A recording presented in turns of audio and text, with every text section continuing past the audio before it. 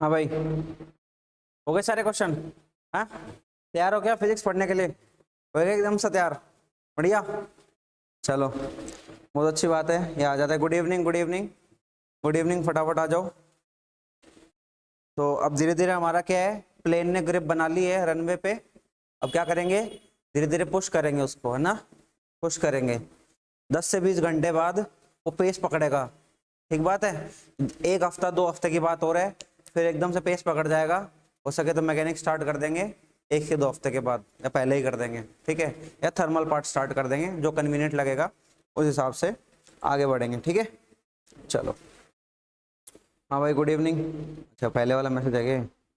फटाफट आ जाओ, फटाफट आ जाओ, हेडिंग डाल लो, स्केलर एंड वेक्टर डाल लो। स्केलर एंड वेक्टर डलवाई क्या डलवाई थी heading? Types of physical quantity. चलो यहाँ से स्टार्ट कर देंगे, टाइप्स ऑफ फिजिकल क्वांटिटी। हाँ भाई, आवाज आ रही है क्या? एक बार बोलो यस। अरे जोर से बोलो। यस सर, ठीक है। तो कल हमने हेडिंग डलवाई थी आपको टाइप्स ऑफ फिजिकल क्वांटिटी, है ना,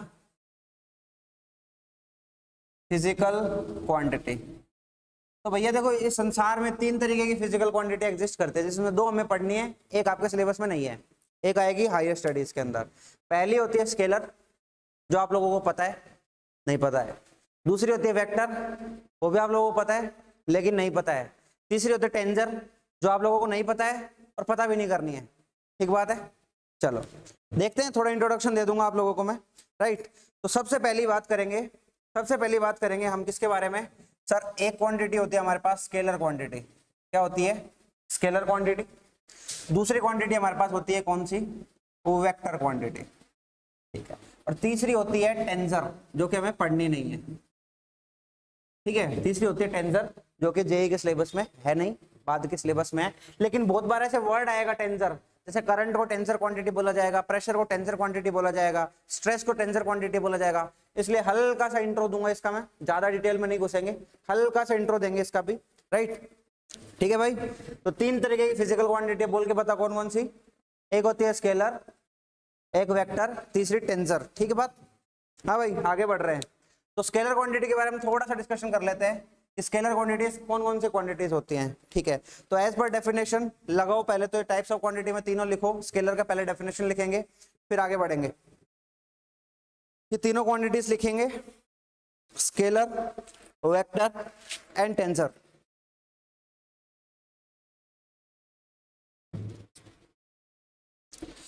लिखो।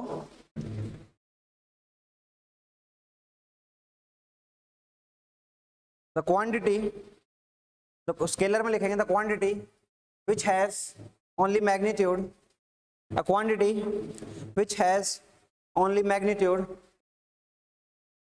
termed as scalar quantities, termed as scalar quantities,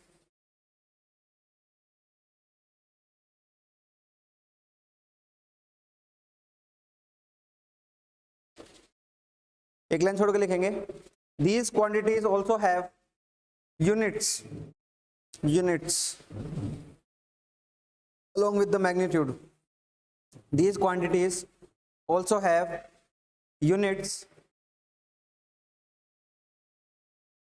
एक बार फिर से बोलो, कहां से बोल रहा था, क्या है definition? The quantity which has only magnitude termed as, इसके पास सिर्फ मैग्नीट्यूड होता है। Quantities which has only magnitude termed as scalar quantities. These quantities have also have क्या? Units as well as magnitude. Unit होती है साथ में। अब समझेंगे इसको, लिख तो लिया। देखो हमारा तरीका क्या रहेगा, पढ़ने का तरीका समझो। मैं एक डेफिनेशन बताऊंगा, उस डेफिनेशन को पूरा नहीं पढ़ना, कीवर्ड ढूंढने हैं, क्योंकि फिजिक्स में जब क्वेश्चन करने बैठोगे इतना बड़ा न्यूमेरिकल होता है, उसमें से जो इंपॉर्टेंट कीवर्ड जो हमारे काम आएंगे वो हमारे क्वेश्चन सॉल्व करने के लिए हेल्प करेंगे। ठीक बात है, क्वेश्चन सॉल्व करने के लिए हेल्प करेंगे। तो इस डेफिनेशन में हमारे पास एक ही कीवर्ड है बढ़िया सा, क्या? Only magnitude. ऐसी क्वांटिटी जिनके पास सिर्फ मैग्नीट्यूड हो, वो कौन सी क्वांटिटी होती है? Scalar quantity. For example temperature, temperature, ठीक है।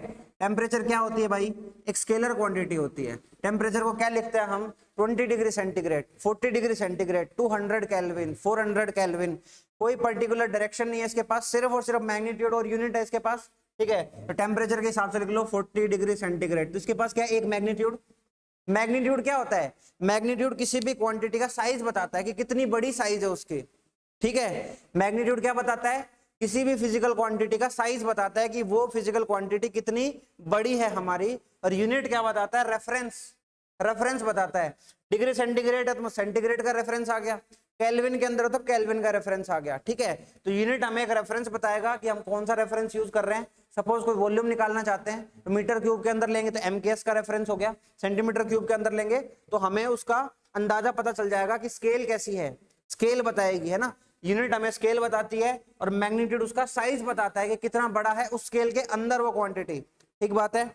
और एग्जांपल बोलो स्केलर के, सपोज मान लो वॉल्यूम, वॉल्यूम हमारा क्या होता है, वॉल्यूम क्या होता है, स्केलर क्वांटिटी होता है। और बोलो भाई स्केलर क्वांटिटीज कौन कौन सी हो सकती है, जैसे मान लो डेंसिटी, हाँ, एरिया,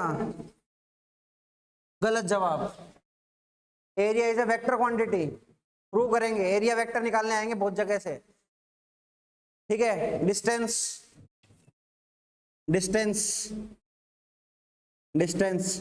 और बोलो भाई वेक्टर क्वांटिटी, एक्सेलरेशन, एक्सेलरेशन, मास। और बोलो भाई वर्क। और बोलो भाई, और स्केलर क्वांटिटी क्या हो सकती है, और क्या हो सकती है, स्पीड हो सकती है, स्ट्रेस, स्ट्रेस टेंसर ले सकते हैं, लेकिन अपन यूनिट डायरेक्शनल हो तो स्केलर में ट्रीट कर लेंगे तुम्हारे लिए। Current, potential, potential energy, ratio होता है, वो रेशियो होता है, ले लो कोई दिक्कत वाले नहीं है, पर नहीं लेंगे, कंप्रेशन का ध्यान रखते हैं उसके अंदर, ठीक है। तो देखो वो सारी क्वांटिटीज धीरे धीरे जैसे आते जाएंगे बताता जाऊंगा, वो सारी क्वांटिटीज, वो सारी क्वांटिटीज करंट के तो डायरेक्शन होती है, वो करंट की डायरेक्शन नहीं होती, इलेक्ट्रॉन की डायरेक्शन होती है। जब करंट का टॉपिक आएगा तब बताऊंगा, ठीक है। करंट एक्चुअल में एक टेंसर क्वांटिटी होती है, बट उनका अलजेब्रिक सम हम डायरेक्ट कर सकते हैं यूजिंग हमारे कौन से प्लस माइनस के साइन के साथ, तो उसको एज ए स्केलर ट्रीट करेंगे। चार्ज कंजर्वेशन की वजह से वो क्या है, स्केलर क्वांटिटी। असर्शन रीजन याद है ना उस दिन वाला, है ना। तो क्या हो गया हमारा, distance, current, stress, speed, work, mass, और हमारा वॉल्यूम, डेंसिटी, टेम्परेचर, ये सब क्या हो गए, प्रेशर, प्रेशर भी ले लो एक तरीके से, ठीक है। एक्चुअल में ये भी एक टेंसर क्वांटिटी है, बट इसको भी स्केलर ट्रीट करेंगे अगर यूनिट डायरेक्शनल है तो, ठीक है। ये सब बात रहेगी, ठीक है। हाँ, डिस्प्लेसमेंट वेक्टर क्वांटिटी है भैया। और बोलो कोई स्केलर का एग्जांपल। अब देखो स्केलर को वैसे समझो, थोड़ा सा वैसे समझो, मैं चल रहा हूं, ठीक है, एक तो बात हो गई। मैं 5 किलोमीटर चला, मैं 5 किलोमीटर चला, ये स्केलर है, ये स्केलर है, सिर्फ मैग्नीट्यूड इसके पास और एक यूनिट है, ठीक है। मैंने 3 मीटर का जंप लगाया, मैंने 3 मीटर का जंप लगाया, स्केलर है कि वेक्टर, वेक्टर होगा। क्यों, क्योंकि मैंने साथ में बोल दिया कि मैं अपवर्ड डायरेक्ट जंप, मतलब ऊपर की तरफ जाना, ठीक है। तो 3 मीटर का जंप लगा तो 3 मीटर के साथ जंप भी जुड़ गया, अपवर्ड हो गया, तो साथ में डायरेक्शन आ गई, तो डायरेक्शन नहीं लेनी, ठीक है। मैं बोलूं कि मैंने बॉल को थ्रो किया, ठीक है, बॉल ने 20 किलोमीटर ट्रेवल कर दिया, ट्रेन ने 3 किलोमीटर ट्रेवल कर दिया, तो डायरेक्ट अब मैग्नीट्यूड और यूनिट के साथ किसी भी क्वांटिटी को जब एक्सप्रेस करोगे वो क्या हो जाएगा, स्केलर हो जाएगा, वो क्या हो जाएगा, स्केलर हो जाएगा, ठीक है। Perimeter, nice, perimeter, perimeter. और कोई एग्जांपल बोलो फटाफट, स्केलर का एग्जांपल सोचो क्या हो रहा है, लेंथ, लेंथ।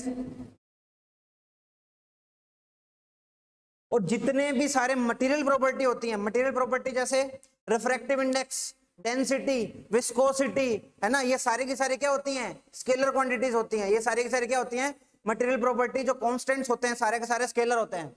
जितने भी सारे कांस्टेंट होते हैं, फिजिकल कांस्टेंट्स होते हैं, वो सारे के सारे क्या हो गए, उस टाइम, टाइम, टाइम। रिलेटिविटी में नहीं घुसो तो स्केलर है, रिलेटिविटी में नहीं घुसो तो स्केलर है, बाकी टाइम को ले लो। बहुत ज्यादा बवाल हो रखा है इसमें, तो टाइम स्केलर है कि वेक्टर है। क्वांटम वर्ल्ड में नहीं जाओ तो स्केलर है, कोई दिक्कत वाली बात नहीं है, ठीक है। मेरे से आर्ग्यू मत करना, बोला सर ऐसा आर्ग्यूमेंट चल रहा था इंस्टाग्राम पे यूट्यूब पे, लोग टाइम ट्रेवल की बात कर रहे थे, पीछे भी जा सकते हैं आगे भी जा सकते हैं, और टाइम का तो सर एक फॉरवर्ड डायरेक्शन होता है फिक्स, तो टाइम तो आगे की तरफ चल रहा है, तो टाइम की तो एक डायरेक्शन है ना सर। तो वैसे आर्ग्यूमेंट नहीं चाहिए तो टाइम लिख लो, और ऐसा आर्ग्यूमेंट चाहिए तो टाइम हटा दो चाहे, ठीक है। हटा भी दो, मैं तो कह रहा हूँ हटा दो, ऐसा आर्ग्यूमेंट क्यों करें। जेई पास करना है ना हमें क्वांटम इंजीनियर थोड़ी बनना है, सॉरी साइंटिस्ट थोड़ी बनना है अभी, ठीक है भाई। तो अभी फटाफट छापो स्केलर का। धीरे धीरे जब आगे बढ़ेंगे ना, चीजें कंपाइल करनी शुरू करेंगे, अभी क्या शुरुआत हुई है, आगे आगे आपको पता चलेगा कि किसी चीज को स्केलर कैसे बनाएंगे, वेक्टर कैसे बनाएंगे। वॉल्यूम लिख दिया ना भाई, वॉल्यूम लिख दिया। यहां तक कोई डाउट है क्या किसी को अभी तक? अरे यहां तक कोई डाउट है क्या अभी तक? देखो स्टेप बाय स्टेप डाउट, हाँ नहीं है ना, चलो चलो आगे बढ़ो। स्केलर तक डाउट नहीं आना चाहिए किसी को। अभी सिर्फ डेफिनेशन पार्ट चल रहा है, सिर्फ डेफिनेशन पार्ट चल रहा है। कुछ एकदम इजी इजी क्वेश्चन आएगा ना, 10 में से एक क्वेश्चन ऐसा भी आएगा, 10 में से एक क्वेश्चन ऐसा भी आएगा, 1 out of 10 there will be a question, उसमें से आपको चूज करना पड़ेगा इनमें से स्केलर क्या है, 10 में से एक। वो आप खुशकिस्मत होगे चूज करने के लिए मिल जाए तो। कर लिया सर, है ना। तो ऐसी खुशकिस्मती हो कि 10 में से एक चूज करना हो, और वो भी आप गलत कराओ, तो फिर माथा पीटना बैठ के अपना, ठीक है। तो ये वाला छोड़ना नहीं है, 10 में से एक वाला। अरे ठीक बात है कि नहीं। हाँ मैथ होगी पूरी, अब मजे से पढ़ेंगे देख फिजिक्स तो।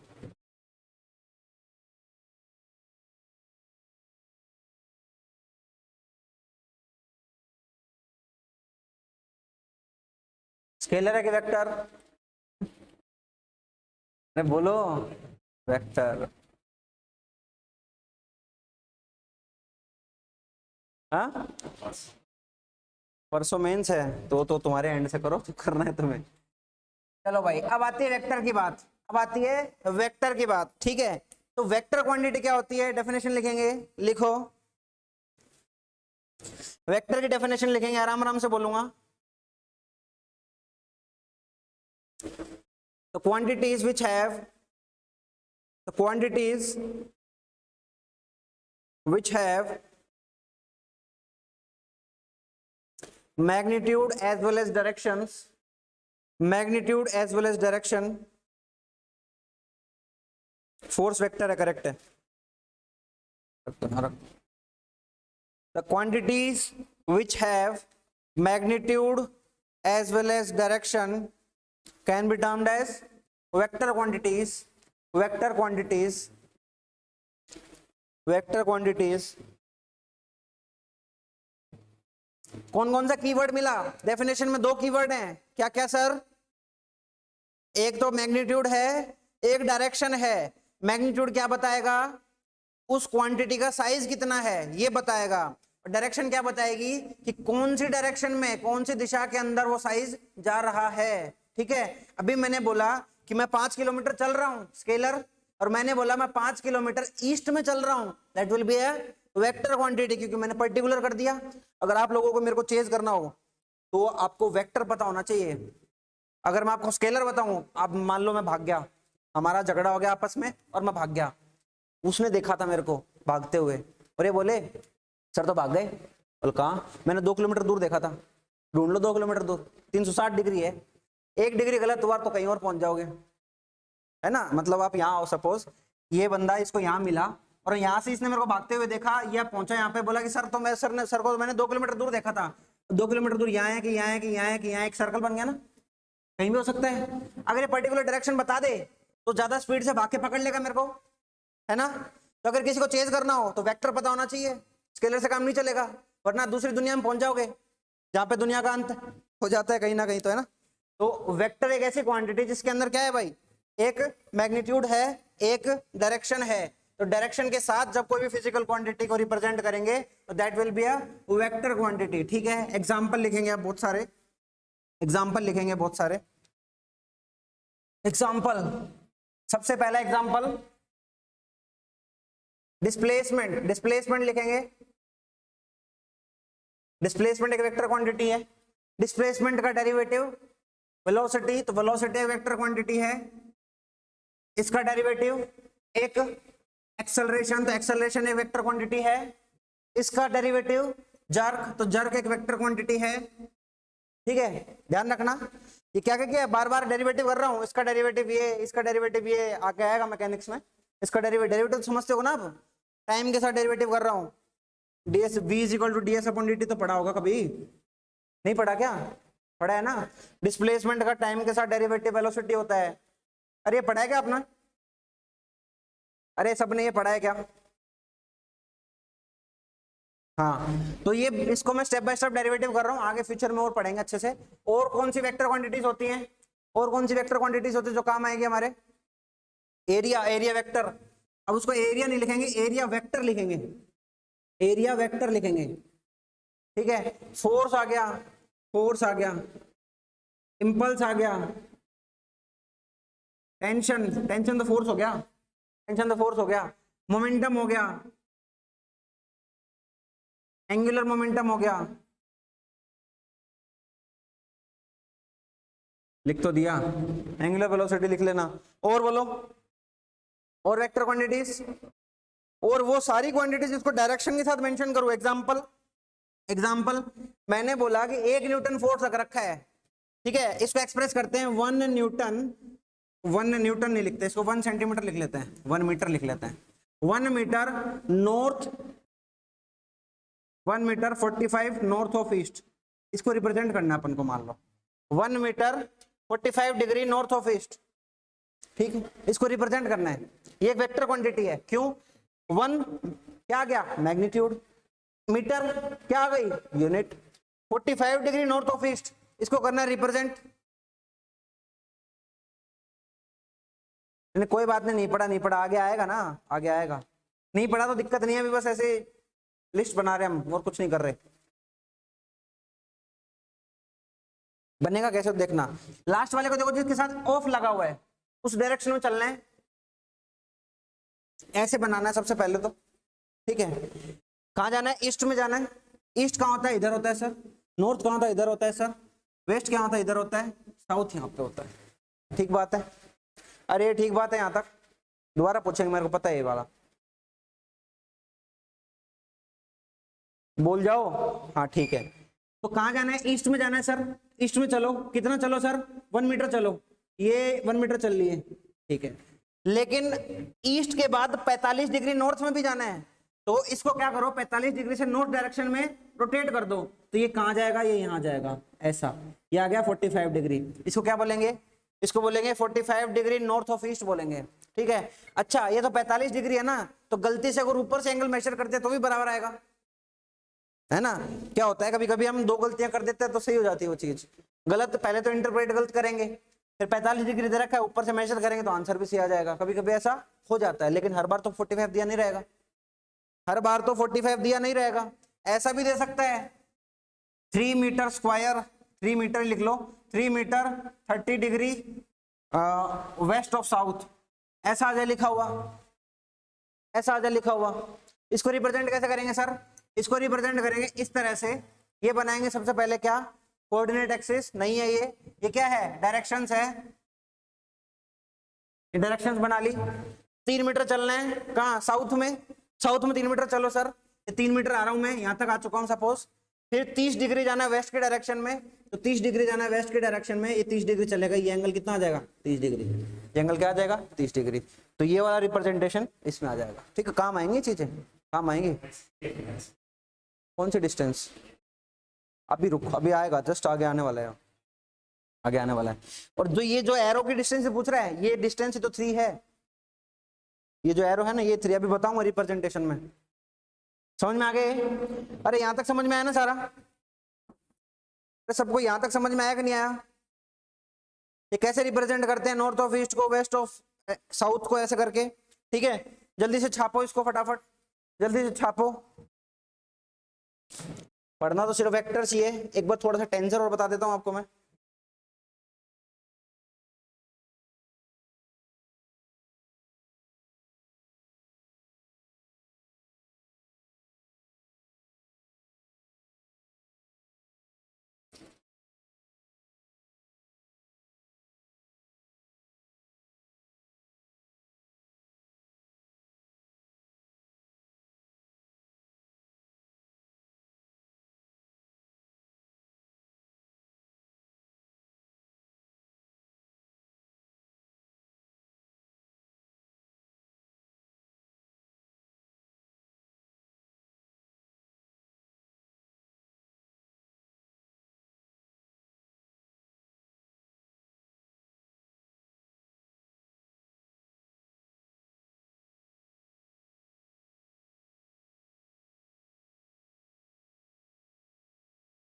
क्या लिख रहा है?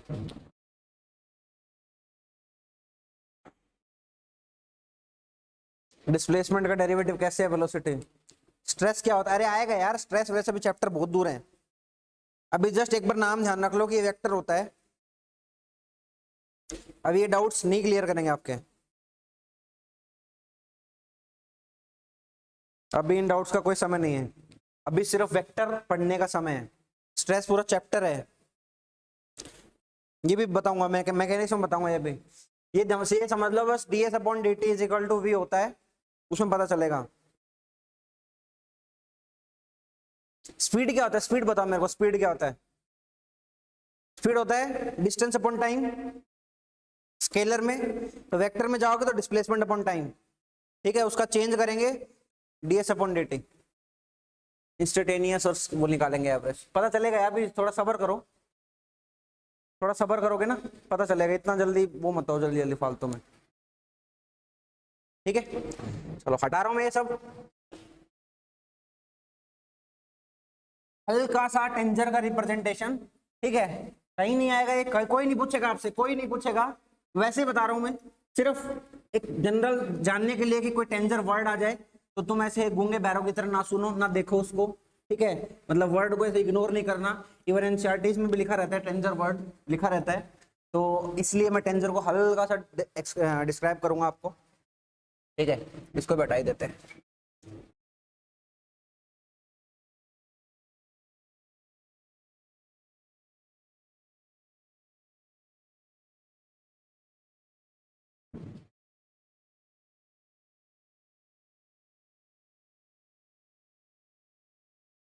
लिखो इसकी डेफिनेशन लिख लो।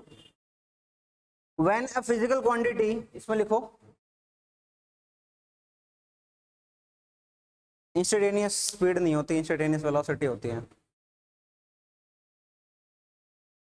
अभी फॉर्मूला में नहीं घुसना यार, अभी वेक्टर पे रहना है, अभी वेक्टर पे रहो, फॉर्मूले में नहीं घुसेंगे अभी। टेंजर में लिखो when a physical quantity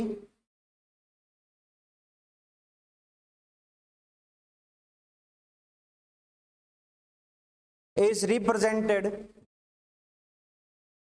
using matrix,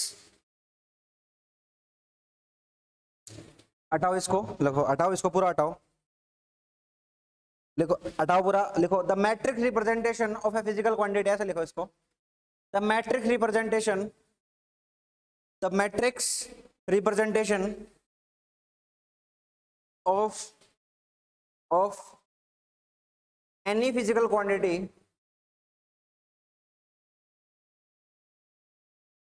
is called its tensor,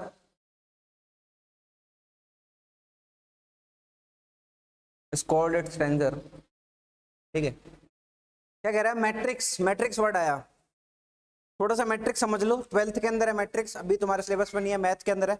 हल्का सा मैट्रिक्स का एग्जांपल देता हूं, देखो मैट्रिक्स में क्या होता है, ऐसे करके एक स्क्वायर ब्रैकेट दिखेगा आपको, एक स्क्वायर ब्रैकेट दिखेगा, सॉरी, उसके अंदर क्वांटिटीज लिखी होती है, सपोज ऐसे A1 A2 A3 B1 B2 B3 C1 C2 C3, ऐसे करके क्वांटिटीज होती हैं।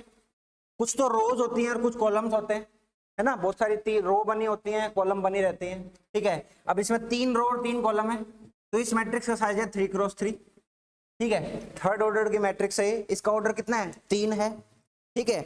ऐसे मैट्रिक्स का ऑर्डर कितना माना जाएगा? 3 माना जाएगा, क्योंकि इसमें 3 रो और 3 कॉलम है, और जब ये दोनों बराबर हो तो उसको बोलते हैं स्क्वायर मैट्रिक्स। क्या बोलते हैं? Square matrix. तो जब स्क्वायर मैट्रिक्स का ऑर्डर 3 हो तो उसको 3 क्रॉस 3 बोलेंगे, और स्क्वायर मैट्रिक्स का ऑर्डर 2 हो तो 2 क्रॉस 2 बोलेंगे, ठीक है। बस मैट्रिक्स का हल्का सा बताऊंगा। तो मैं बोल रहा हूं जब किसी फिजिकल क्वांटिटी को मैट्रिक्स में रिप्रेजेंट किया जाएगा तब उसको क्या बोलेंगे? टेंजर बोलेंगे। फॉर एग्जाम्पल, एग्जाम्पल ले लो, एग्जाम्पल मान लो कि कोई ऐसे क्यूब है हमारे पास, क्यूब है, ठीक है, क्यूब है इस तरह से, ये एक्स डायरेक्शन, ये वाई डायरेक्शन और ये जेड डायरेक्शन, ठीक है, सही बात है। अरे यहां तक क्लियर है? क्लियर है क्या सब कुछ? हाँ, तो एक क्यूब है, इसके ऊपर ऐसे चल रहा है सिस्टम, है ना। तो मान लो कोई करंट दे रखा हो, मान लो, या फिर कोई प्रेशर दे रखा हो या स्ट्रेस दे रखा हो। स्ट्रेस को सिग्मा से रिप्रेजेंट करते हैं, इसको मान लो इससे रिप्रेजेंट कर रहा हूँ स्ट्रेस को, है ना। तो मान लो इस डायरेक्शन में स्ट्रेस होगा सिग्मा एक्स, एक्स डायरेक्शन में, वाई डायरेक्शन में स्ट्रेस होगा सिग्मा वाई, और जेड डायरेक्शन में स्ट्रेस होगा सिग्मा जेड। ठीक है, मान लो, पढ़ना नहीं है अभी, बस एक सब मानना ही है, छोटा सा इंट्रोडक्शन।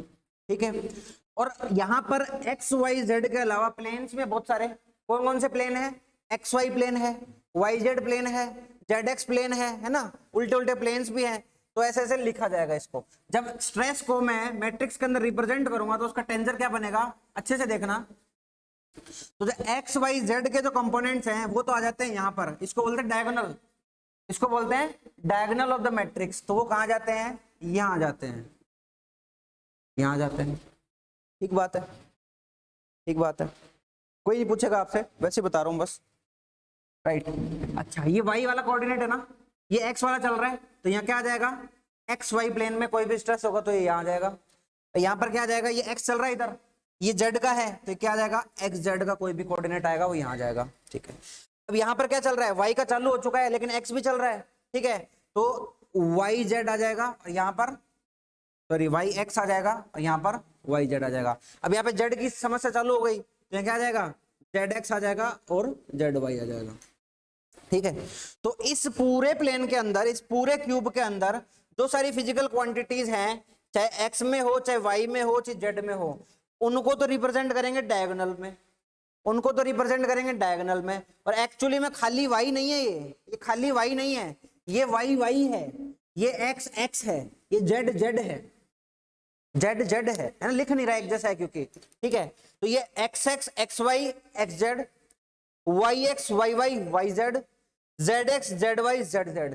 तो सारी की सारी फिजिकल क्वांटिटी के विद डायरेक्शन हमने किस में रिप्रेजेंट कर दी, मैट्रिक्स में रिप्रेजेंट कर दी। तो ये रिप्रेजेंटेशन क्या होता है, ये रिप्रेजेंटेशन होता है टेंसर में। ठीक है, तो अगर मैकेनिकल इंजीनियरिंग करी आप लोगों ने तो 6 सेमेस्टर में आएगा आपके स्ट्रेंथ ऑफ मटेरियल, वहां पढ़ोगे आप ये।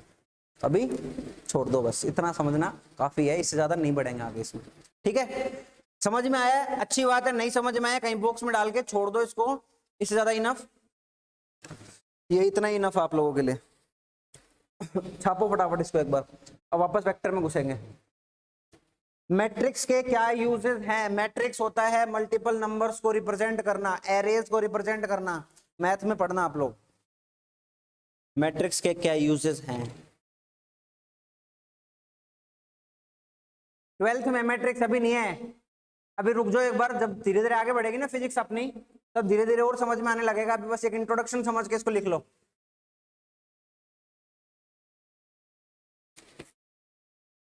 पानी वानी साथ लाएगा, रुबा से ले ली 5 बार तूने। ठीक है, चलो हेडिंग डालो, हेडिंग डालो, representation of a vector quantity, representation of a vector quantity, representation of a vector quantity.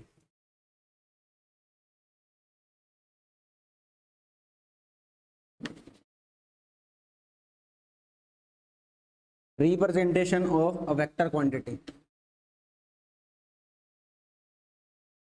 देखो डाल ली हेडिंग, अरे डाल ली क्या हेडिंग चैट में, हाँ भाई चैट में फटाफट बोलो, डाल ली। रिप्रेजेंटेशन करना है,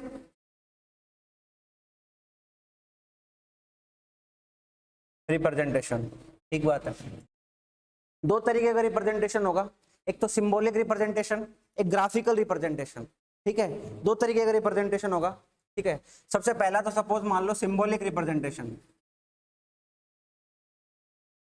सिंबॉलिक, सिंबॉलिक में क्या करेंगे भाई, सपोज मान लो कोई वेक्टर ए है, उसके ऊपर एक एरो लगाएंगे हम, क्या लगाएंगे, एरो लगाएंगे। मान लो कोई दूसरा वेक्टर बी है, उसके ऊपर भी ऐसे एरो लगाएंगे। तो जब भी किसी क्वांटिटी या कोई भी हमारा साइन हो, कोई भी सिंबल हो, उसके ऊपर कोई भी क्या लगाओ, एरो लगाओ।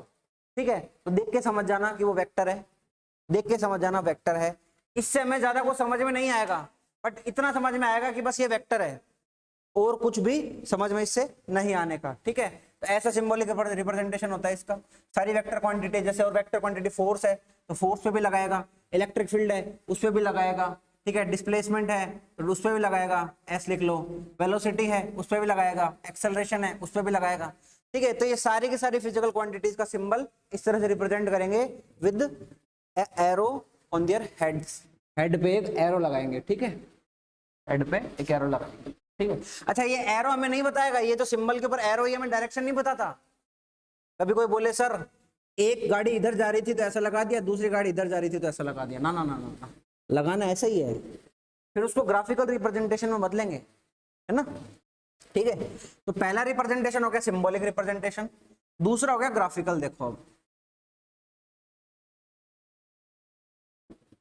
ग्राफिकल रिप्रेजेंटेशन क्या होता है, हमेशा किसी भी वेक्टर को एक एरो से रिप्रेजेंट करेंगे। किससे रिप्रेजेंट करेंगे? एक एरो से, एक तीर से। तीर जो होता है उसके दो हिस्से होते हैं, एक तो आगे वाला उसको बोला जाएगा हेड, एक पीछे वाला उसको बोला जाएगा टेल, पूंछ, है ना, उसको बोला जाएगा पूंछ। तो सपोज करो कि ऐसा हमारे पास कोई स्पेस है, ठीक है, स्पेस के अंदर कोई क्या है, एक एरो है, एक एरो है इस तरह से, दिस इज द एरो, और इस एरो का हेड है यहाँ पे, दिस इज द हेड। आगे जाओगे तो सीखोगे ये एरो है ना, ये इसके भी फिक्स डिजाइन क्राइटेरिया होता है, लेकिन अभी तो कैसे बना लो, ठीक है। ये क्या है हमारे पास, हेड, और ये क्या है हमारे पास, टेल, ठीक है। This is the head, this is the tail, ठीक है। तो ये टेल से लेके हेड ऐसे जो जा रहा है, टेल से लेके हेड, ये होती है डायरेक्शन ऑफ द वेक्टर। तो ये क्या होगा इस डायरेक्शन में, डायरेक्शन ऑफ वेक्टर। और जो एरो की लेंथ होती है वो क्या होगा, मैग्नीट्यूड ऑफ द वेक्टर, ठीक है, magnitude of the vector.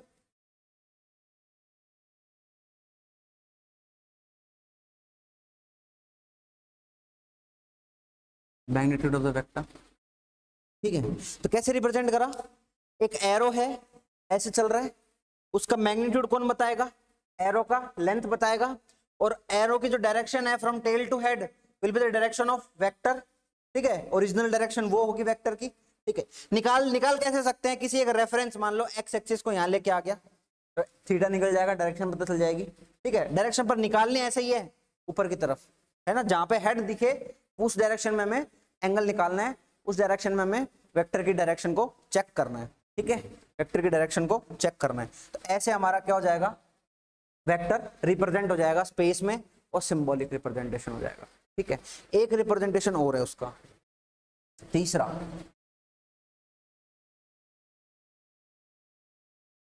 Coordinate representation.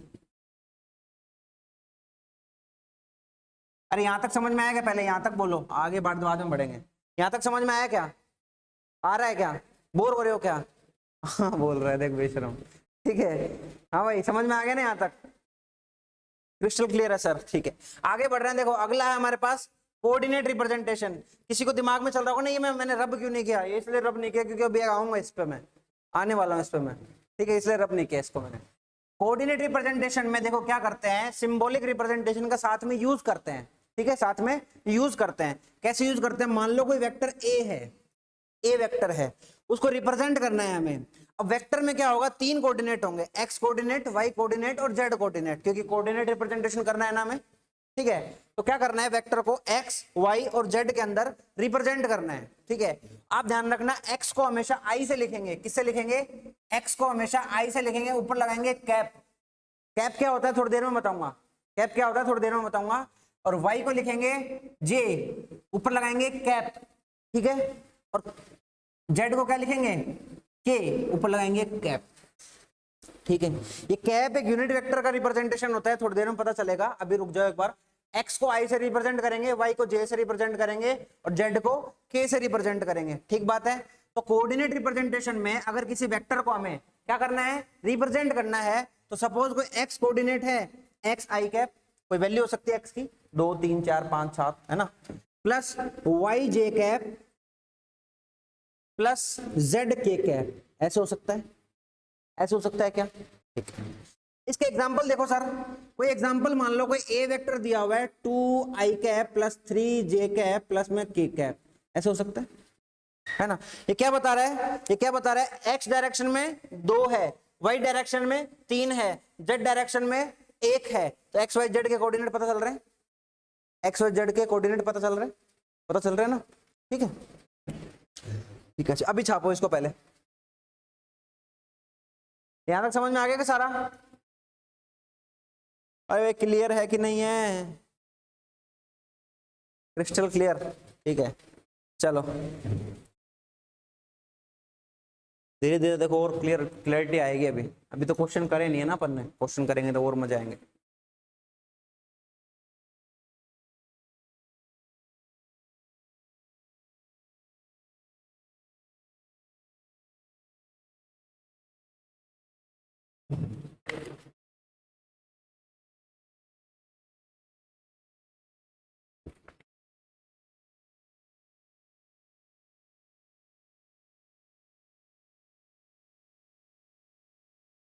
Clear नहीं, क्रिस्टल क्लियर है सर। चलो क्वेश्चन कर दोगे तो मान जाऊंगा क्रिस्टल क्लियर है तुम्हारे। क्वेश्चन होने जरूरी है बस। थोड़ी देर में क्वेश्चन देने स्टार्ट करूंगा, अभी तो थोड़ा एक वो बना रहा हूँ, बेस बना रहा हूँ तुम लोगों का। अभी भी बहुत स्लो चल रहे हैं, ध्यान रखना, बहुत ज्यादा स्लो चल रहे हैं। रेगुलरिटी से पढ़ाई करा करो और अपने रिवीजन स्ट्रेटेजीज को ना मेंटेन करो थोड़ा। ऐसा हो गया कि कोई चीज 10 दिन पहले पढ़ी थी, छोड़ो मत, अगर आती है तो भी उसको रिवाइज करो दोबारा। ठीक है, उसको दोबारा दोबारा रिवाइज करोगे तुम लोगों को बहुत फायदा मिलेगा। अभी स्टार्टिंग में तुम्हें लगता है कि तुम्हें सब याद है, वो चीज तो इजी थी, कर ली, वो चीज दुख देगी। जो चीज आती है ना, क्वेश्चन उसी के पेपर में गलत होते हैं। नहीं आती है उसको बहुत ध्यान से करते हैं अपन, और उसके क्वेश्चन करेक्ट भी होते हैं। अच्छे से बना लो।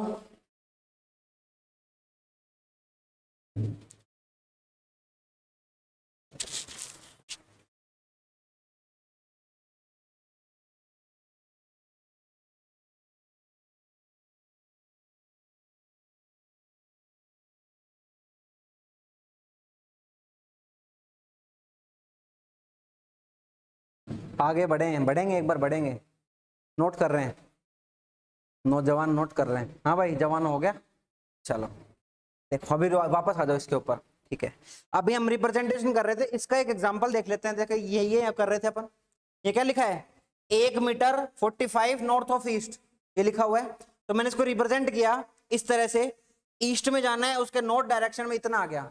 ठीक है, सेम चीज अगर मैं वापस एग्जांपल के तौर पे आपको नोट करवाऊं कि आपको नोट करना है 1 metre 45 degree north of east.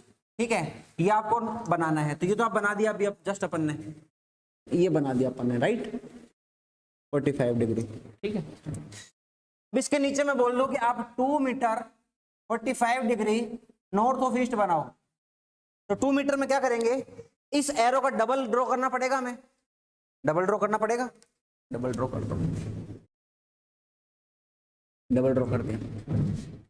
ये मान लो कोई ए वेक्टर था, तो ये मान लो कोई बी वेक्टर था, तो ये वाला ए वेक्टर हो गया और ये वाला बी वेक्टर हो गया पूरा। ठीक है, समझ में आ रहा है, समझ में आ रहा है। तो ये इसका मतलब था इस चीज का। एग्जांपल इसलिए बता रहा था, हटाना नहीं अपन को। ठीक है, एक दो एग्जांपल इसके भी करते हैं। कोऑर्डिनेट रिप्रेजेंटेशन से हम क्या सीख रहे हैं, क्या सीख रहे हैं, देखो चीजें सीख रहे हैं।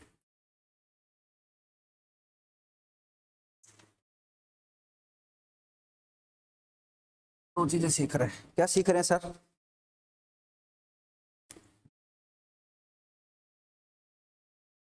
ठीक है, ये एक्स एक्सिस, ये वाई एक्सिस और जेड एक्सिस हमें दिख नहीं रही है। क्यों नहीं दिख रही है? या तो वो प्लेन के बाहर है या वो प्लेन के अंदर है। समझते हो 3D समझते हो? क्या समझते हो?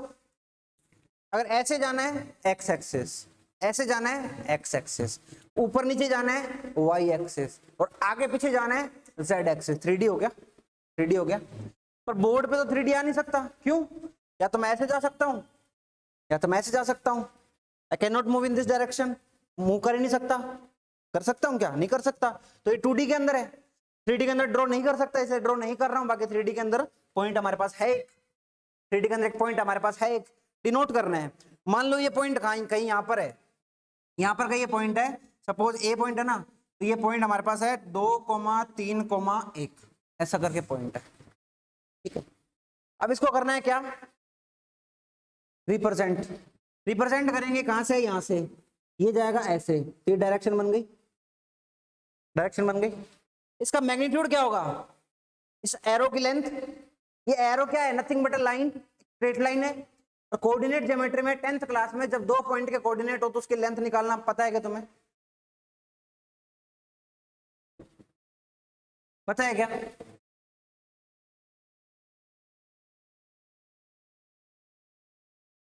हाँ, कैसे निकालते हैं, मान लो ये P है, ओपी की वैल्यू कैसे निकालेंगे,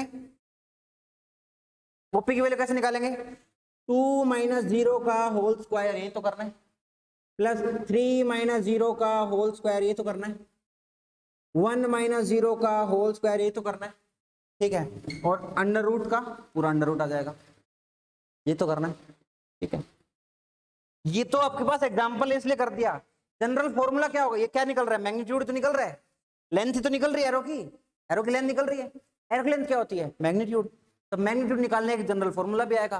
तो मान लो कोई वेक्टर अपने को ऐसा दिया हुआ हो, ठीक है, कोई वेक्टर हो एक्स आई कैप प्लस वाई जे कैप प्लस जेड के कैप, तो उसका, हाँ भाई ठीक है, एब्सिस ऑर्डिनेट, ठीक है, जेड को क्या बोलेगा, जेड को क्या बोलेगा, ठीक है। तो इसका मैग्नीट्यूड को रिप्रेजेंट करेंगे ऐसे, ये क्या है, मैग्नीट्यूड, मोड लगा के रिप्रेजेंट करेंगे, इसको बोलेंगे मैग्नीट्यूड। और इसकी वैल्यू क्या होगी, x - 0 का होल स्क्वायर, y - 0 का होल स्क्वायर, z - 0 का होल स्क्वायर, यानी कि x square plus y square plus z square. ठीक बात है, अरे ठीक बात है क्या, अरे हाँ बोलो एक बार। मैग्नीट्यूड कैसे निकालेंगे, कोऑर्डिनेट एक्सिस में कोई वेक्टर दिया गया हमें, तो कैसे निकालेंगे, ठीक है, ये निकालेंगे। तो एक और फॉर्मूला आ गया हमारे पास मैग्नीट्यूड निकालने का, ये मैग्नीट्यूड निकालने का फॉर्मूला आ गया, ठीक है। मान लो अब रिप्रेजेंटेशन पढ़ रहे हैं, मान लो कि ये तो हमारे पास सिंगल पॉइंट है, ये सीधा लिखा हुआ था सिंगल पॉइंट है, डायरेक्ट हमने क्या कर दिया, पोजीशन कर दिया, इसको P को डायरेक्ट पोजीशन कर दिया, यहाँ पे है। मान लो दो पॉइंट के बीच का वेक्टर निकालना है, दो पॉइंट के बीच का वेक्टर निकालना है, तो कैसे निकलेगा, कैसे निकलेगा, इसमें पहला पॉइंट का 0 है ऑटोमेटिकली, जब एक दिया हो तो दूसरा 0 हो ऑटोमेटिकली।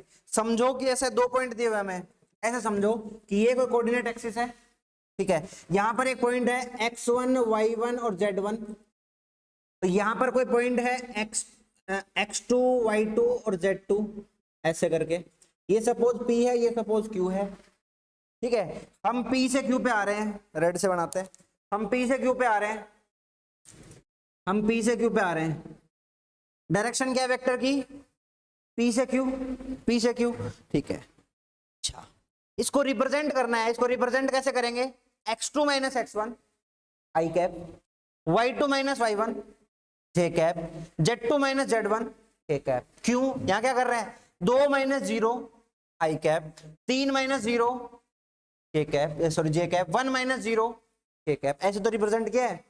पर यहाँ पे 0 दिख नहीं रहे, क्योंकि 0 का मान तो 0 हट गया, दिख नहीं रहे, ठीक है। तो जो हेड के ऊपर जो कोऑर्डिनेट लिखे हुए हो, माइनस टेल के कोऑर्डिनेट करना है, head minus tail, head minus tail, head minus tail, head minus tell, साथ में एक्स वाई जेड की डायरेक्शन, छठी बार आ गई तेरे को, गिन रहा हूं मैं, ठीक है। तो पी क्यू वेक्टर कैसे लिखेंगे, P Q vector will be like this, x2 - x1 i cap plus y2 - y1 j cap plus z2 - z1 k cap. ठीक बात है भाई, अरे ठीक बात है क्या, क्या क्या सीखा अभी, जस्ट अभी क्या क्या सीखा, दो चीजें सीखी भाई। पहली चीज तो मैग्नीट्यूड कैसे निकलेगा, जो रिस्पेक्टिव एक्स वाई जेड के कोऑर्डिनेट हो उनका स्क्वायर का सम कर दो और अंडर रूट कर दो, वो क्या आ जाएगा, magnitude of the vector, magnitude आ जाएगा। दूसरे क्या सीखा, जब दो पॉइंट दिए हुए कोऑर्डिनेट एक्सिस पे, तो उसका अगर वेक्टर बनाना है क्या बोला जाएगा, उसका पोजीशन वेक्टर बोला जाएगा। तो अगर उसका पोजीशन वेक्टर बनाना है, पोजीशन वेक्टर क्यों बोल रहे हैं, पॉइंट को स्पेस में जब डालेंगे तो उसको बोलते हैं पोजीशनिंग ऑफ अ पॉइंट। तो दो पॉइंट की पोजीशन पता है, दो पॉइंट की पोजीशन पता है स्पेस के अंदर, तो उसका जब वेक्टर निकाला जाएगा उसको क्या बोलेंगे, पोजीशन वेक्टर, इसलिए उसको पोजीशन वेक्टर बोलते हैं, ठीक है। तो पोजीशन वेक्टर जब निकलेगा तो क्या आएगा, head minus tail, head minus tail, head minus tail, head minus tail, ठीक है। यहां क्या कर दिया, head minus tail, head minus tail, head minus tail, या क्या बोले, final minus initial, final minus initial, final minus initial, x y z respective direction के साथ I cap, J cap, K cap, ठीक है। ये पुट करेंगे, छापो इसको, फटाफट छापो, फटाफट छापो। अरे कुछ आया क्या समझ में, जितनी बातें बताए उसका 50-60% आ रहा है तो बहुत बढ़िया बात है।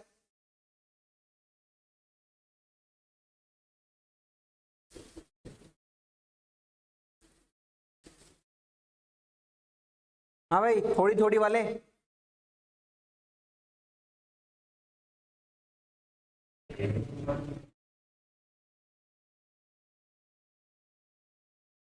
हाँ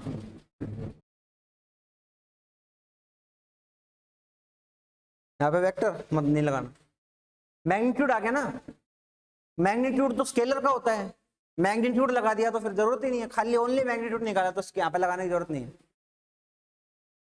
आई जे के क्या है, आई जे के है, आई रिप्रेजेंट करता है एक्स की डायरेक्शन को, जे रिप्रेजेंट करता है वाई की डायरेक्शन को, और के रिप्रेजेंट करता है जेड की डायरेक्शन को। ये फिक्स फंडामेंटल्स होते हैं, ये सिंबल्स होते हैं, इनको हम बार बार यूज करेंगे, याद कर लो इसको भी, बॉक्स में बंद कर लो कहीं। थोड़ा आगे पीछे हो रहा है तुम हिसाब से अपने नोट्स बना लेना तरीके से, है ना।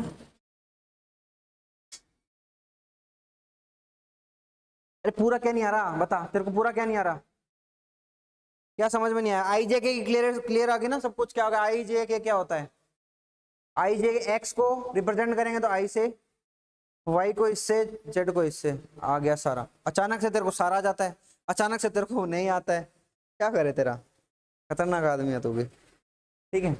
एक दो क्वेश्चन करोगे क्या, एक दो क्वेश्चन करोगे क्या, अब क्वेश्चन कर लेते हैं थोड़े से।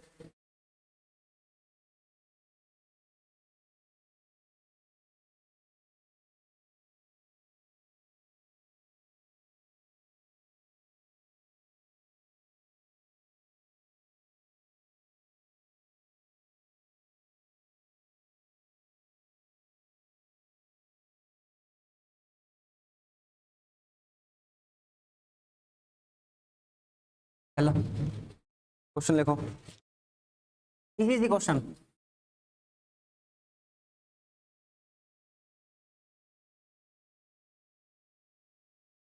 वेक्टर का मैग्नीट्यूड निकालो,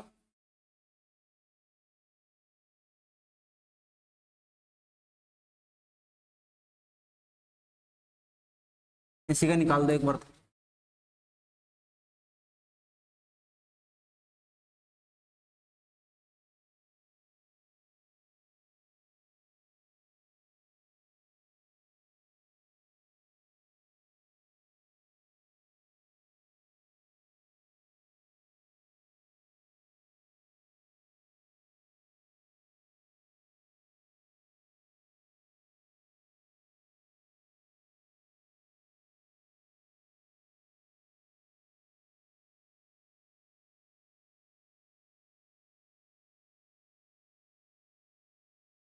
थोड़ा थोड़ा क्रिस्टल क्लियर, और हो जाएगा, अभी करोगे ना धीरे धीरे और हो जाएगा, अभी क्वेश्चन करेंगे ना और आ जाएगा, कोई दिक्कत वाली बात नहीं है। मैं तो कह रहा हूँ 50% से ज्यादा समझ में आ रहा है तो बहुत बढ़िया चल रहे हो अभी। वेक्टर के अंदर बहुत दुनिया फंसती है, आधी फिजिक्स को बर्बाद तो वेक्टर ने कर रखा है, तो आबाद कर रखा है, जिसको समझ में नहीं आते उसको बर्बाद कर रखा है। मैग्नीट्यूड निकाल लो फटाफट,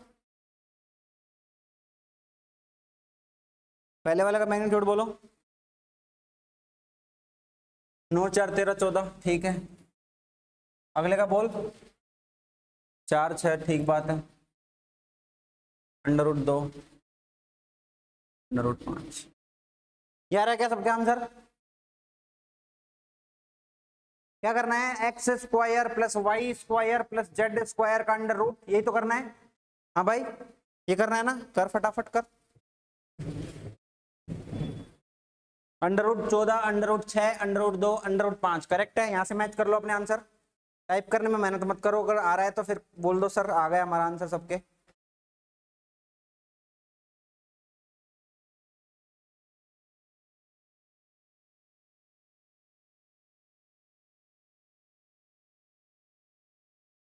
अगला क्वेश्चन लिखो।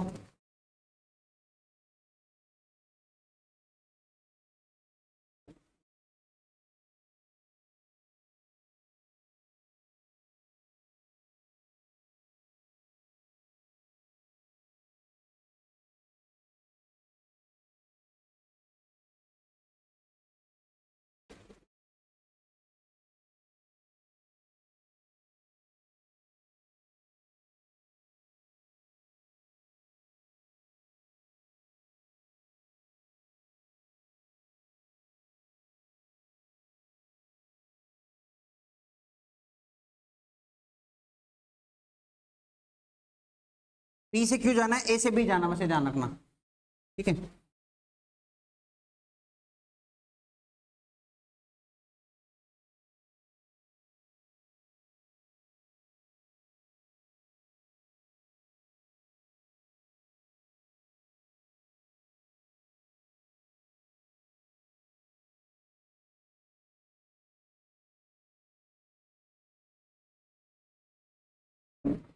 क्लीन करो फटाफट, पोजीशन वेक्टर निकालो सबसे पहले। पोजीशन वेक्टर निकालो पहले तो, फिर उनका मैग्नीट्यूड निकालो।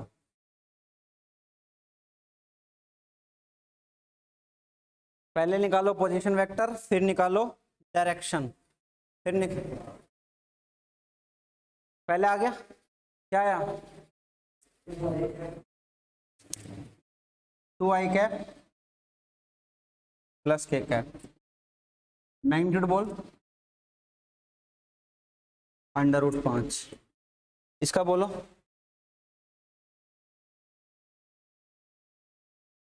पहले का आंसर ये आ रहा है क्या सबका, ये आ रहा है ना, बहुत बढ़िया।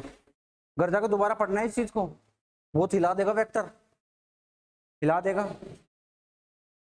आज इंट्रोडक्शन करा है, कल करेंगे थोड़ा टाइप्स ऑफ वेक्टर वगैरह सब, मल्टीप्लिकेशन एडिशन ऑफ वेक्टर, ये सब करना अपन को। √11, √5, √48 सीरीज में लिखो ना, सीरीज में नहीं लिखा आपने आंसर। पहले वाले का √11 आ रहा है, कहाँ आ रहा है, 3 में से 1 गया, 2, 1 में से 1 गया, 2 में से 1 गया। पोजीशन वेक्टर ये आ रहा है तुम्हारा,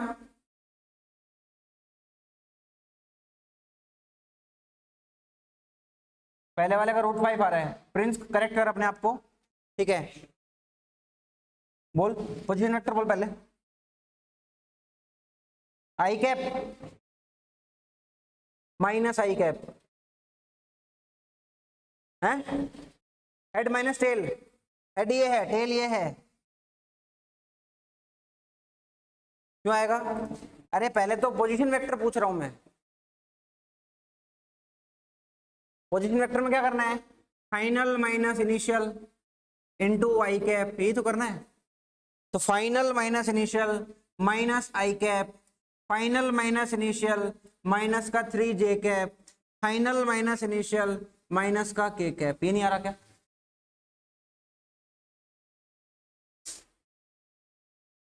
√3, मैग्नीट्यूड √3 नहीं आएगा, मैग्नीट्यूड आएगा 9 और 2 11, √11।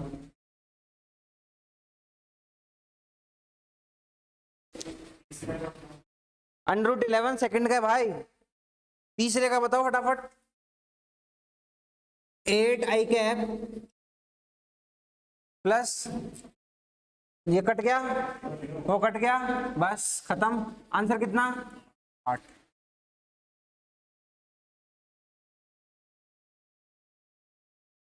अरे कुछ अब आएगा कुछ समझ में, क्या दिक्कत आ रही बता,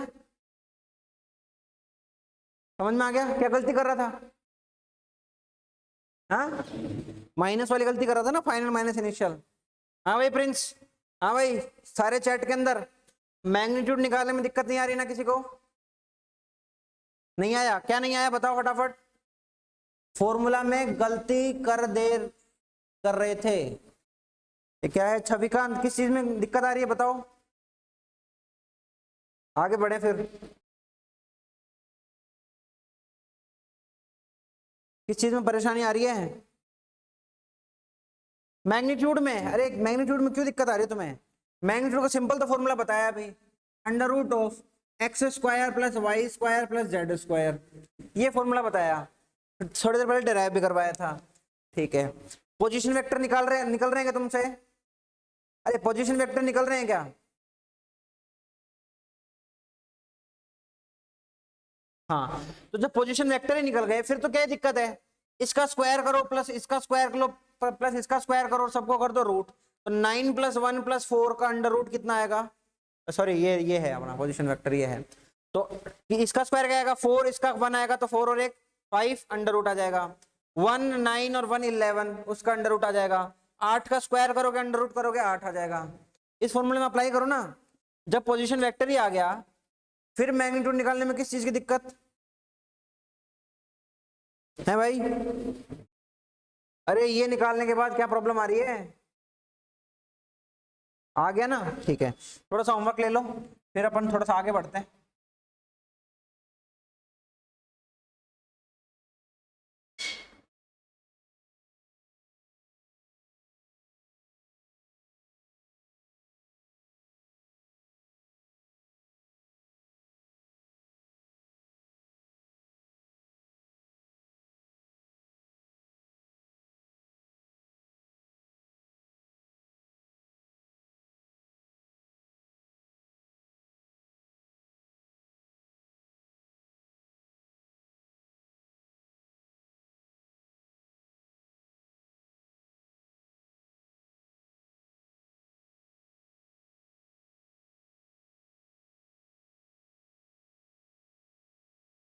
इन सब के तो मैग्नीट्यूड निकालना है घर से, अभी मत कर लेना कोई भी, और मैं इसे पॉइंट लिखूंगा x y x y x y, बार बार पॉइंट लिखूंगा, मतलब पहले वाला पॉइंट इनिशियल होगा फाइनल होगा, यहाँ लिख रहा हूँ इनिशियल, यहाँ लिख रहा हूँ फाइनल।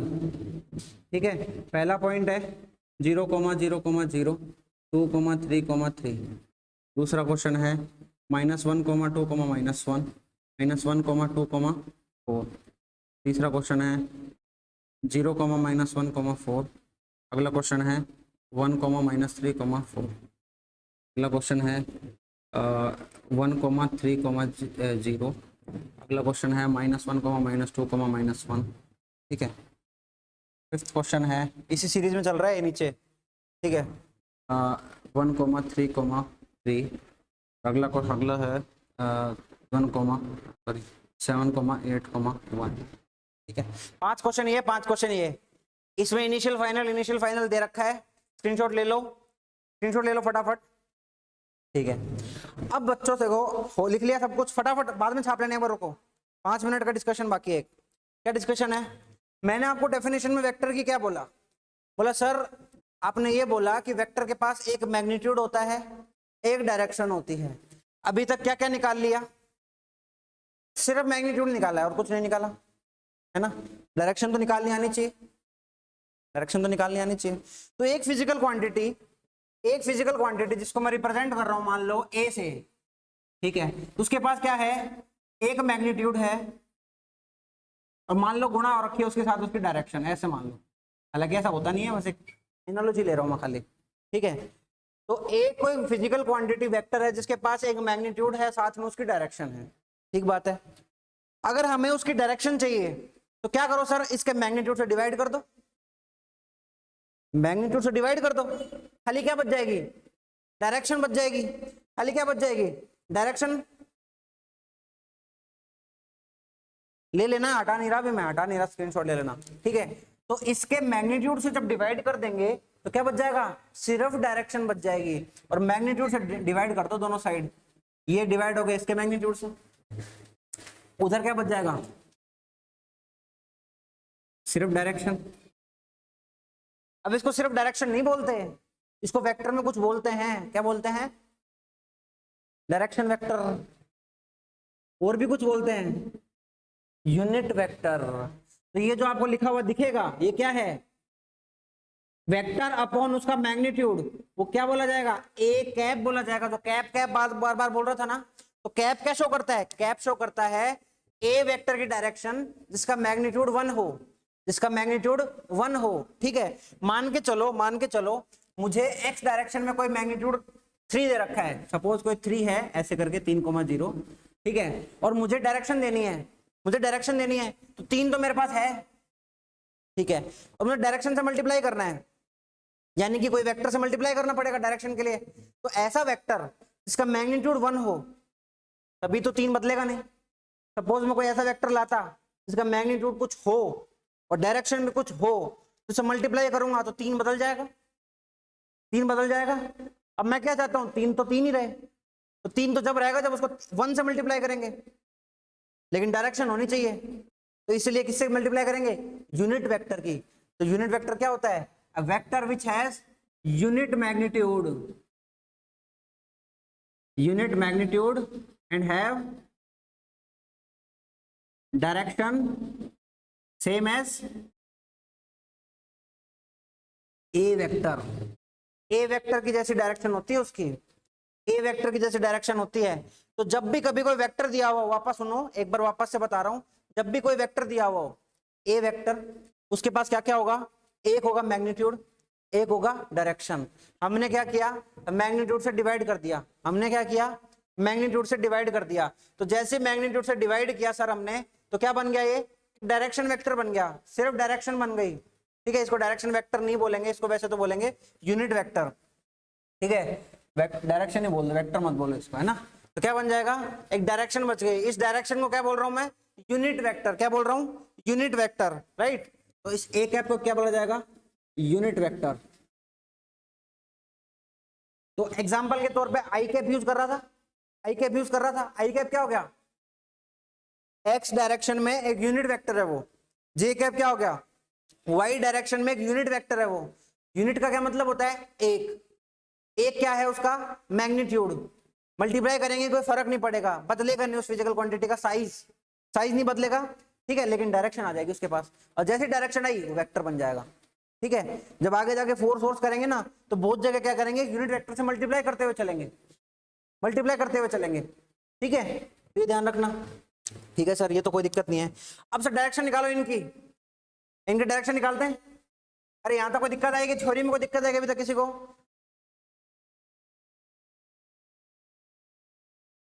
अरे यहां तक कोई समस्या, क्रिस्टल क्लियर, ठीक है, आगे बढ़ो। देखो अभी लिखो मत, एक बार रुको, ठीक है। यहाँ इसकी मान लो मुझे क्या निकालनी है, डायरेक्शन निकालनी है, तो डायरेक्शन कैसे निकलेगी, यूनिट वेक्टर से, ठीक है। तो इसके यूनिट वेक्टर निकाल दो, इसका यूनिट वेक्टर निकालेंगे, यहाँ दिख रहा है क्या, हाँ दिख रहा है। ए का यूनिट वेक्टर क्या होगा, वेक्टर अपॉन उसका मैग्नीट्यूड, वेक्टर अपॉन उसका मैग्नीट्यूड, ठीक है। वेक्टर क्या है ये, तो लिख लो 2 आई कैप प्लस 3 जे कैप प्लस के कैप, ये आ जाएगा, ठीक है, आ गया। डिवाइड बाय उसका मैग्नीट्यूड, मैग्नीट्यूड कितना आया, √14, तो √14 कर दो सर। तो इसकी डायरेक्शन क्या आ गई, इसकी डायरेक्शन आ गई 2/√14 आई कैप प्लस 3/√14 जे कैप प्लस 1/√14 के कैप, ये इसका यूनिट वेक्टर हो गया। हाँ हाँ, डायरेक्ट आ जाएगा, कोई वेक्टर दिया रहेगा इसे डायरेक्ट आपसे वो यूनिट वेक्टर पूछ लेगा, डायरेक्ट ही पूछ लेगा, ये बात सही बोल रहा हूँ, ठीक है। इसका मान लो यूनिट वेक्टर आए तो कैसे निकालोगे, ये हमारे पास वेक्टर है, वेक्टर के साथ में डिवाइड कर दो, क्या आ जाएगा, आई कैप माइनस जे कैप प्लस में 2 के cap divide by √6, divide by √6। Screenshot ले लो, लो फटाफट एक मिनट छाप लो, फिर करेंगे थोड़ा सा और आगे। थोड़ा सीरियस ध्यान रखना, ये चीजें कहां करनी है, डायरेक्शन के नीचे, वो डायरेक्शन वाला पार्ट हटा इसलिए नहीं रहा क्योंकि डबल होमवर्क अभी तुम्हारा, अभी एक दो चीज समझाने के बाद होमवर्क डबल हो जाएगा, ये 5-10 क्वेश्चन नहीं है, ये 20 क्वेश्चन है ये, ठीक है। ये क्वेश्चन अभी 20 हो चुके हैं, क्योंकि डायरेक्शन तो निकाल के लाओगे, दो तो निकाल दिए मैंने। ले लो अच्छे से स्क्रीनशॉट ले लो फटाफट।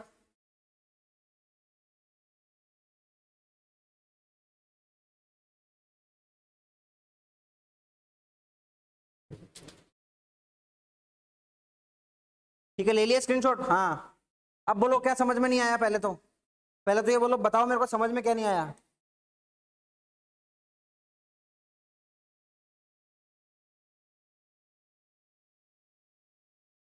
आ गया थोड़ा थोड़ा, थोड़ा थोड़ा मत ऐड कर, देख डायरेक्शन करने के लिए हमें निकालना यूनिट वेक्टर, दिमाग में फिट कर लो, एक बात फिट कर लो कि जब भी डायरेक्शन पूछे क्या निकालना है, यूनिट वेक्टर। और पेपर में निकलवाएगा भी आपसे यूनिट वेक्टर। इसके पास मैथ है वो तो वेक्टर में फिर से पढ़ेगा, यूनिट वेक्टर निकालना है, ठीक है। और यूनिट वेक्टर निकालने का सिंपल तरीका है vector upon magnitude, vector upon magnitude. और क्या है, और मैग्नीट्यूड निकालना सीख लिया, सीख लिया। और वेक्टर हमें पता ही है, जब दो पॉइंट दे रखे हैं तो भी वेक्टर निकाल सकते हैं, मैग्नीट्यूड भी निकाल सकते हैं, और वेक्टर दिया हो तो मैग्नीट्यूड निकाल सकते हैं। तो वेक्टर अपॉन मैग्नीट्यूड करेंगे तो डायरेक्शन आ जाएगी, उस डायरेक्शन को बोलेंगे क्या, उसका यूनिट वेक्टर। यूनिट वेक्टर का मैग्नीट्यूड कितना होता है, 1। ये भी क्वेश्चन होता है, इसमें भी लोगे तुम, एक असर्शन बढ़ाऊंगा बढ़िया सा, उसमें भी मिल जाओगे। यूनिट वेक्टर का मैग्नीट्यूड 1 होता है, उसके बाद रीजन के अंदर ए बी में गलत कर दोगे। कल करेंगे देखना 2-4 थ्योरेटिकल क्वेश्चन, ठीक है। तो यहाँ पर आपके पास क्या टास्क हो गया, सपोज एक और क्वेश्चन कर लेते हैं ये वाला, फिर और क्लियरिटी आ जाएगी। कर लेंगे क्वेश्चन, हाँ। ये क्या आपके पास वेक्टर, ये क्या आपके पास मैग्नीट्यूड, इसका क्या निकालना है, यूनिट वेक्टर निकालना है सर। निकालो, -1 अपॉन √2 कर दे जे कैप, +1 अपॉन √2 कर दे के कैप, ठीक है। अरे ठीक है क्या, ये निकालो फटाफट, इसका निकाल के बताओ मेरे को।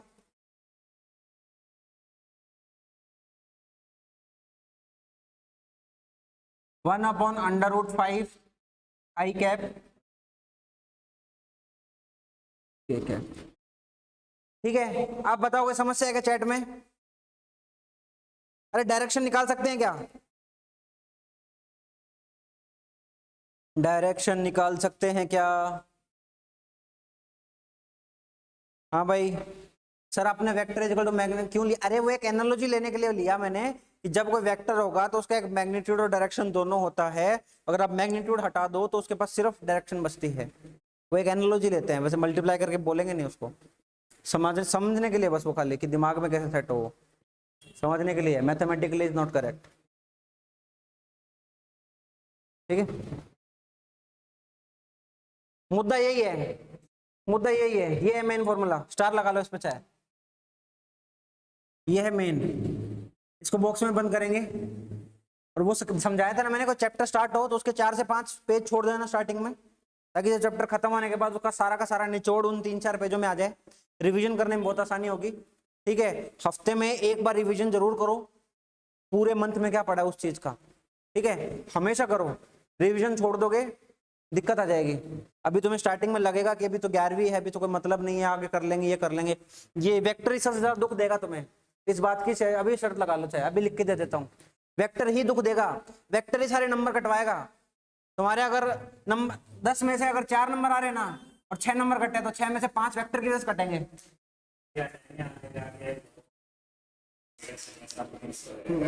सब मिक्स हो जाएगा, और अभी तो फिर भी मिक्स नहीं होगा, जब तुम छुट्टियों पे जाके आओगे ना, 11th के बाद छुट्टियों पे जाके आओगे, तब गायब होके आओगे तुम, एकदम से सफाई होके आएगी तुम्हारी, है ना। स्वच्छ भारत अभियान का पूरा पालना की जाएगी उस टाइम। मैं डरा नहीं रहा, मैं डरा नहीं रहा, मैं आप लोगों को ये बोल रहा हूँ कि बस अपना डेली रूटीन पे रिवीजन छोड़ना नहीं है अपन को, ठीक है। डेली देखो सिलेक्शन लेना है तो डेली रूटीन पे रिवीजन करना है, ठीक है। जो चीज अच्छे से समझ में आ गई उसको भी करना है, जो नहीं आई उस पर तो एक्स्ट्रा मेहनत वैसे ही करनी है, वो तो वैसे डिमांड कर रही है आपकी एक्स्ट्रा मेहनत, ठीक है। तो डेली रूटीन में प्रैक्टिस करो, किसी दिन में कोई चीज छोड़ोगे, आपको लग रहा है कि ये चीज मेरे को अच्छे से आ गई, तो इंटरनेट पे हजारों क्वेश्चन है, सोल्व करके देख लो, पता चल जाएगा कितना है तुम्हारे अंदर, ठीक है। बहुत क्वेश्चन है, क्वेश्चन बैंक में मिल जाएगा आपको, लेकिन स्टिल आप लोगों के पास क्वेश्चंस की कमी नहीं है। आज का जो जमाना है स्मार्टफोन्स का है, हमारे टाइम क्या होता था, जो टीचर देगा वही क्वेश्चन है, उसके अलावा कोई क्वेश्चन नहीं है, जो टीचर कॉन्सेप्ट देगा वही कॉन्सेप्ट, उसके अलावा कॉन्सेप्ट नहीं है, ठीक है। तो हमारे पास एक्सेस है हर चीज का, हर चीज का। तो जो चीज मजबूत हो गई उसको और मजबूत करो, जो चीज कमजोर रह गई उसको और वापस से थोड़ा सा नॉर्मल लाओ, बीच में लाओ, ठीक है। और बीच में लाने के बाद रिवीजन स्ट्रेटेजीज बनाओ अपनी, ठीक है, साथ साथ रिवीजन करो धीरे धीरे। इनिशियल स्टेज में प्रैक्टिस ज्यादा होगी, आगे जब सिलेबस ज्यादा चलेगा, केमिस्ट्री में भी तेज तेज चलेगा, फिजिक्स में भी तेज तेज चलेगा, एक एक दिन में टॉपिक उड़ाएंगे, दनादन न्यूमेरिकल्स आएंगे, थ्योरी लिखूंगा भी नहीं मैं, ये थोड़ी लिखूंगा, मैथमेटिकल चलेगा पूरा का पूरा, फिजिक्स डेरिवेशन चलेगा, तो क्या होगा, तो फिर टाइम नहीं मिलेगा, ठीक है, पीछे की चीजों को पढ़ने का। तो अभी ये बेसिक्स को मजबूत करोगे तो आगे फायदा मिलेगा, ठीक है। इसका वेक्टर निकाल के बताओ, डायरेक्शन फटाफट इन तीनों की निकाल के बताओ। ये तीनों तो ये करने हैं, होमवर्क तो ये है।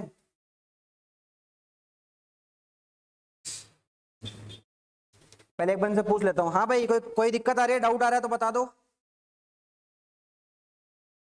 किसी भी तरीके का कोई डाउट है तो अभी बता दो फटाफट।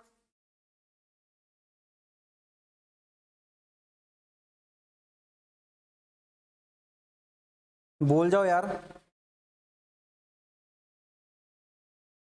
अरे बोल जाओ। डायरेक्शन का फॉर्मूला डिराइव नहीं किया, वो डायरेक्शन का फॉर्मूला होता है, ये मान लो।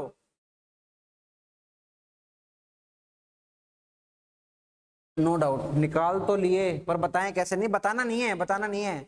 मैं ये नहीं पूछ रहा क्वेश्चन का आंसर बताओ, मैं ये पूछ रहा हूँ कि कोई समझ में आया, कुछ दिक्कत आ रही है तो वो बताओ। ठीक है, क्या बोलेंगे? 2/√5 1/√5, ये आ रहा है क्या आंसर? 2/√5 1/√5। ठीक है, ठीक है। अगले का आंसर क्या आएगा? -1/√11 -3/√11 -1/√11। ठीक है, उसके मैग्नीट्यूड से डिवाइड कर देंगे। इसका क्या आ जाएगा? आई कैप, सिर्फ आई कैप। 11 कहां से लाया? मैग्नीट्यूड तो 8 है। कर दी ना गलती यहीं पे ही।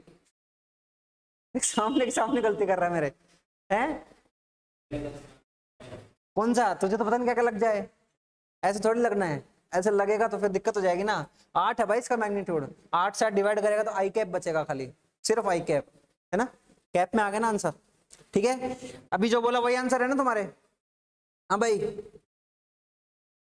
तो आज घर जाके क्या करना है? थ्योरी को अच्छे से पढ़ना है, जो पढ़ा है वो सब अच्छे से रिवाइज करना है। और ये 10 क्वेश्चन है, इनके क्या करना है? मैग्नीट्यूड निकालने हैं, साथ में इनके डायरेक्शंस निकालने हैं। तो 20 क्वेश्चन हो गए, ये 5 ये 5 ये 20। ठीक है, चलो कल मिलते हैं हम इसी समय पे, और कल देखते हैं क्या करना है।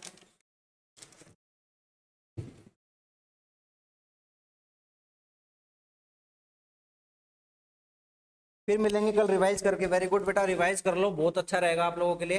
1-2 दिन ज्ञान दूंगा मैं, फिर नहीं दूंगा।